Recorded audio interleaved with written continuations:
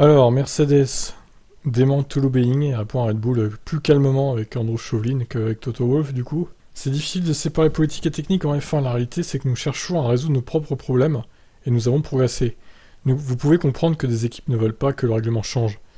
Mais nous ne savons pas si un changement de règlement nous conviendrait.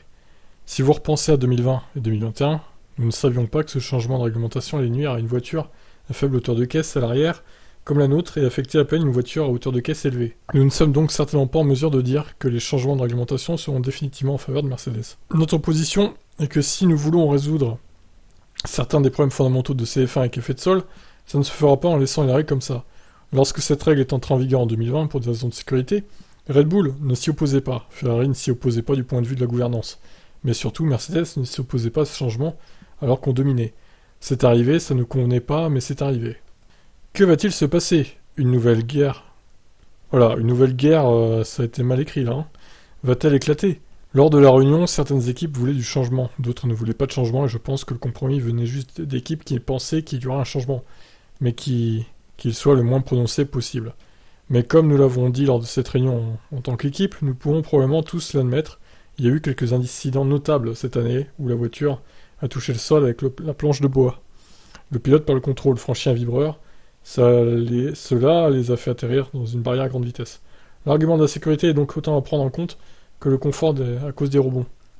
Ce que nous aimerions, c'est de la clarté. Vont-ils le changer? Si c'est le cas, passons à autre chose et convenons-en.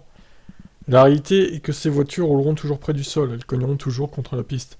Et bien que vous puissiez atténuer cela et l'améliorer, si nous voulons réellement le changer fondamentalement, il faudra alors un changement clair de la réglementation. Ouais, bon, compliqué tout ça, hein. Donc en gros, Mercedes fait pas ça pour que ça les avantage eux, ils sont même pas sûrs que ça les avantage en vrai. Donc est-ce qu'on peut les croire? Je sais pas, après ils ont des ingénieurs, hein, comme toutes les équipes.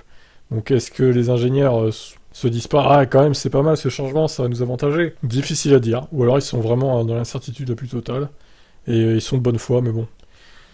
En tant qu'équipe du F1, je veux même que ce soit eux ou d'autres, hein, d'ailleurs. Red Bull, ça serait pareil, est-ce que Ferrari, ça serait pareil, est-ce qu'ils sont vraiment de bonne foi? On sait que la F1 est un monde de requins, donc voilà, difficile à dire tout ça, qu'est-ce que vous en pensez, vous? Est-ce que Mercedes essaie de tirer la couverture vers eux? Je vous laisse commenter, ciao.